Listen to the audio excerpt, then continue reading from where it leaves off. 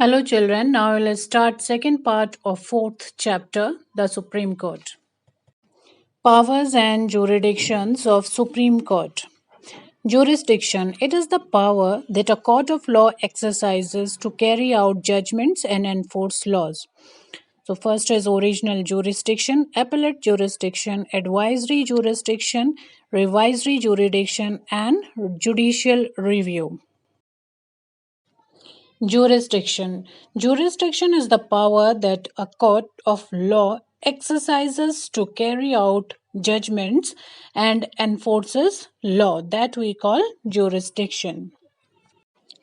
Now we move to the original jurisdiction. Original jurisdiction means the power to hear and determine a dispute in the very first instance. Those cases which cannot be moved in any court other than the Supreme Court. In such cases, we have original jurisdiction. Now, the cases which include original jurisdiction. First is if there is a dispute between center and a state, or if there is a dispute between interstate. So, in such cases, we can have original jurisdiction, means we can move to Supreme Court. Then, protection of fundamental rights. The original jurisdiction also extends to cases of violation of the fundamental rights of the individuals. And the court can issue several writs for the enforcement of these rights. The next, transfer of cases from lower courts. So, under Article 139A, the Supreme Court may transfer to itself cases from one or more high courts if these involve question of law or cases are of great importance. So we can have original jurisdiction. The Supreme Court may transfer cases from the High Court to another in the interest of justice. Then, interpretation of Constitution. All cases where interpretation of the Constitution is required can be directly filed in the Supreme Court. So, in such cases, we have original jurisdiction. Second jurisdiction of Supreme Court is appellate jurisdiction. So, we are going to discuss appellate jurisdiction. Appellate jurisdiction means the powers to grant a special leave to appeal against the judgment delivered by any court in the country. Okay, so it is a court of appeal. So, appellate jurisdiction means court of appeal. The Supreme Court is the final court of appeal. An appeal lies to the Supreme Court from any judgment or final order of a High Court in India. Now, the cases which include appellate jurisdiction, first is constitutional cases. All matters, irrespective of the nature, where a certificate is issued by a high court that it involves an important point of law and needs interpretation of the constitution, can be brought before the Supreme Court. Then, civil cases. Appeals in civil matters lie to the Supreme Court. If the High Court certifies that, if a High Court certifies or if High Court proves that this case should be taken to Supreme Court, in which case that the case involves a substantial question of law of general importance.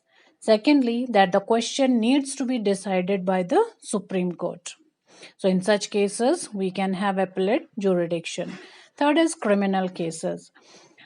Two types of appeals in criminal cases lie in the Supreme Court: cases without the certificate of the High Court and cases with the certificate of the High Court.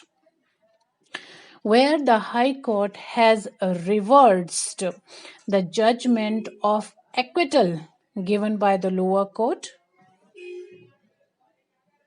Enforcement of fundamental rights. In case if the fundamental rights of an individual are violated, then such individual can directly approach the Supreme Court.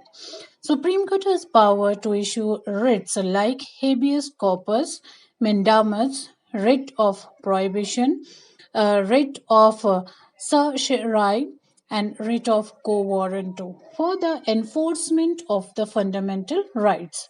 What is writ? Writ, it is an order from a judicial authority asking a person to perform some act or stop performing an act.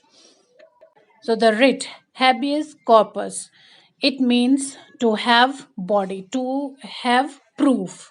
Then mandamus, it means we order to perform a duty. Writ of prohibition, it means we order to stop a duty.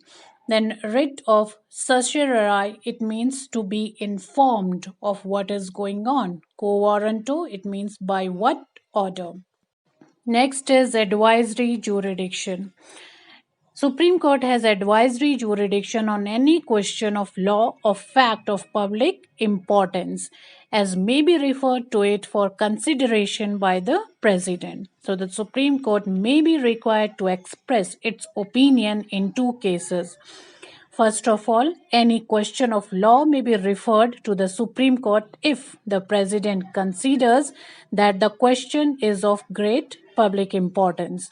Secondly, disputes arising out of pre-constitution treaties and agreements. Now we move to the next, that is revisory jurisdiction. Supreme Court is empowered to review any judgment or order made by it with a view of removing any mistake or error that might have crept in the judgment of order.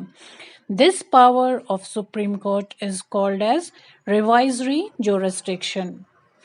This is done because Supreme Court is a court of record and its decision has a special importance and can't be questioned in any other court. So this we call revisory jurisdiction. Now we move to the next, that is judicial review.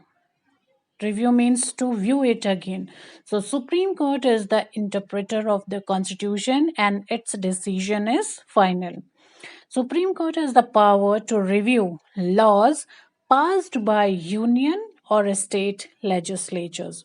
If the law is found against the spirit and provisions of the Constitution, then Supreme Court can declare such law ultra vires, or we can say null or void.